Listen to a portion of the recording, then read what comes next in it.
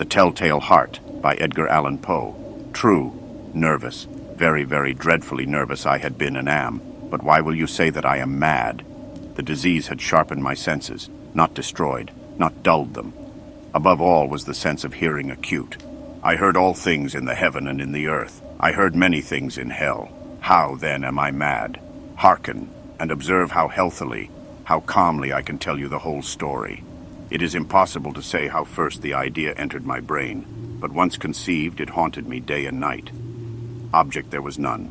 Passion there was none. I loved the old man. He had never wronged me. He had never given me insult. For his gold I had no desire. I think it was his eye. Yes, it was this. One of his eyes resembled that of a vulture, a pale blue eye with a film over it. Whenever it fell upon me, my blood ran cold, and so by degrees, very gradually, I made up my mind to take the life of the old man, and thus rid myself of the eye forever. Now this is the point. You fancy me mad. Madmen know nothing. But you should have seen me. You should have seen how wisely I proceeded, with what caution, with what foresight, with what dissimulation I went to work. I was never kinder to the old man than during the whole week before I killed him.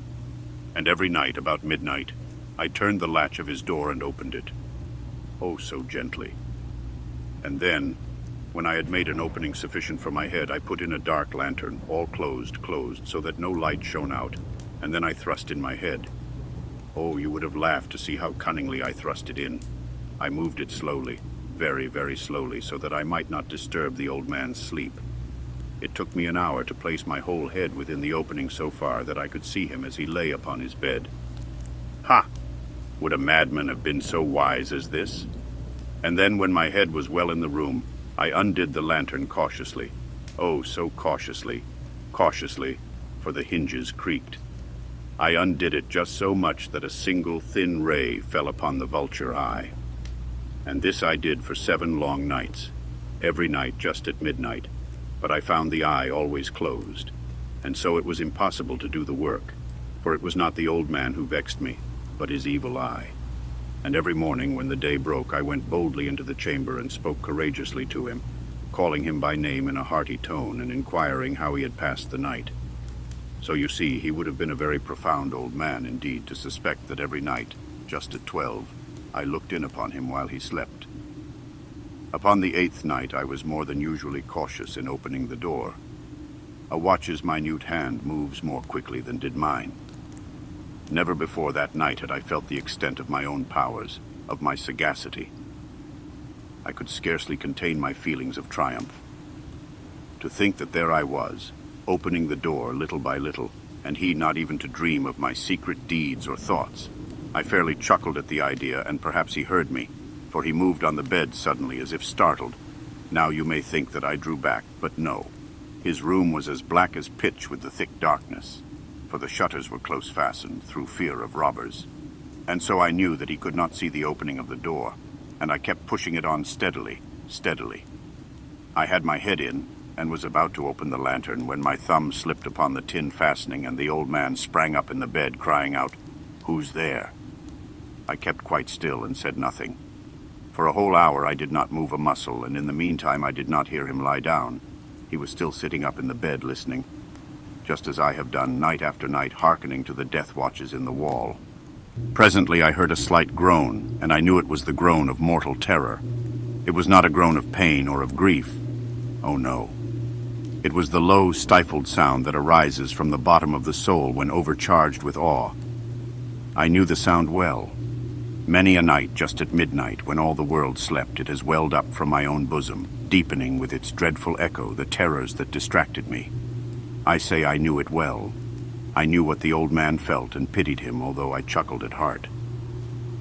I knew that he had been lying awake ever since the first slight noise when he had turned in the bed. His fears had been ever since growing upon him. He had been trying to fancy them causeless, but could not. He had been saying to himself, "It is nothing but the wind in the chimney. It is only a mouse crossing the floor. Or it is merely a cricket which has made a single chirp." Yes, he has been trying to comfort himself with these suppositions, but he had found all in vain, because death in approaching him, had stalked with his black shadow before him and enveloped the victim. And it was the mournful influence of the unperceived shadow that caused him to feel, although he neither saw nor heard, to feel the presence of my head within the room. When I had waited a long time, very patiently, without hearing him lie down, I resolved to open a very, very little crevice in the lantern. So I opened it. You cannot imagine how stealthily, until at length a single dim ray, like the thread of the spider, shot from out the crevice and fell upon the vulture eye. It was open, wide open, and I grew furious as I gazed upon it. I saw it with perfect distinctness, all a dull blue with a hideous veil over it that chilled the very marrow in my bones. But I could see nothing else of the old man's face or person, for I had directed the ray as if by instinct precisely upon the damned spot. And now have I not told you that what you mistake for madness is but over-acuteness of the senses?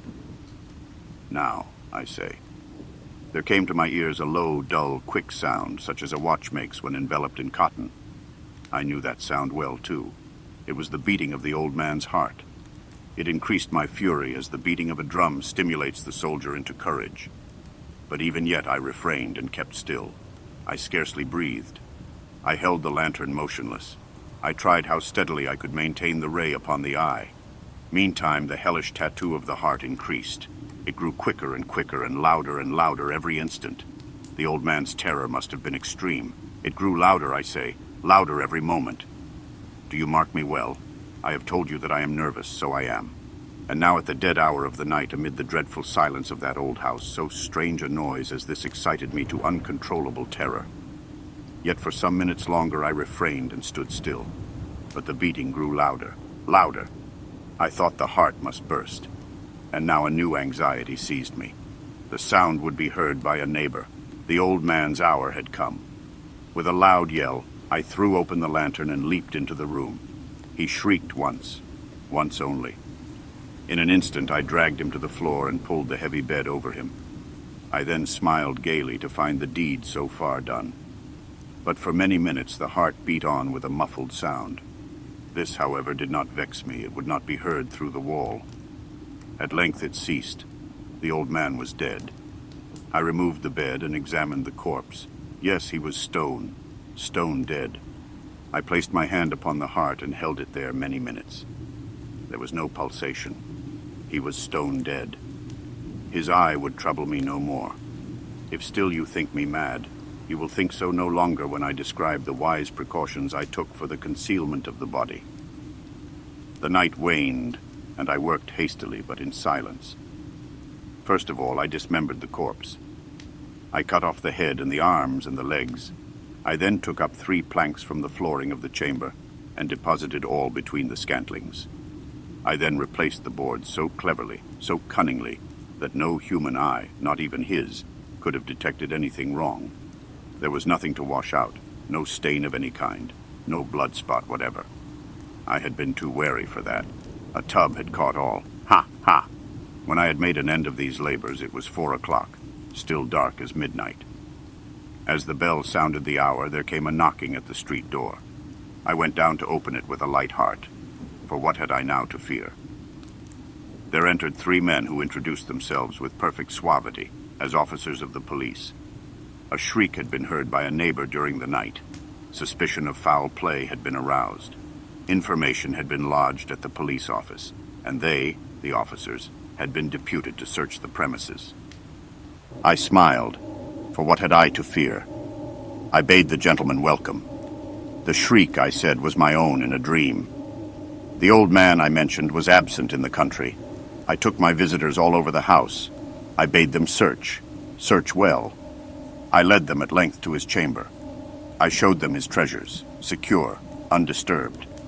In the enthusiasm of my confidence, I brought chairs into the room and desired them here to rest from their fatigues, while I myself, in the wild audacity of my perfect triumph, placed my own seat upon the very spot beneath which reposed the corpse of the victim. The officers were satisfied. My manner had convinced them. I was singularly at ease. They sat, and while I answered cheerily, they chatted of familiar things. But ere long I felt myself getting pale and wished them gone. My head ached, and I fancied a ringing in my ears, but still they sat and still chatted. The ringing became more distinct. It continued and became more distinct. I talked more freely to get rid of the feeling, but it continued and gained definitiveness, until at length I found that the noise was not within my ears. No doubt I now grew very pale, but I talked more fluently and with a heightened voice. Yet the sound increased, and what could I do?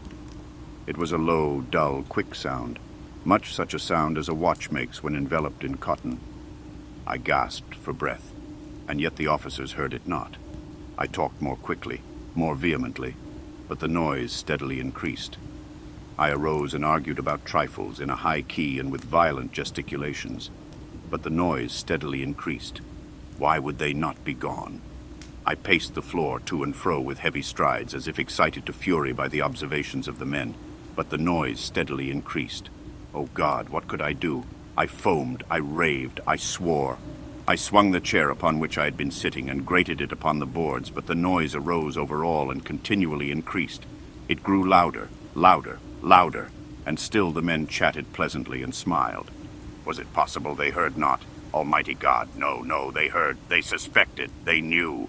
They were making a mockery of my horror. This I thought, and this I think, but anything was better than this agony. Anything was more tolerable than this derision. I could bear those hypocritical smiles no longer. I felt that I must scream or die. And now, again. Hark! Louder, louder, louder, louder! Villains, I shrieked. Dissemble no more. I admit the deed. Tear up the planks. Here, here. It is the beating of his hideous heart.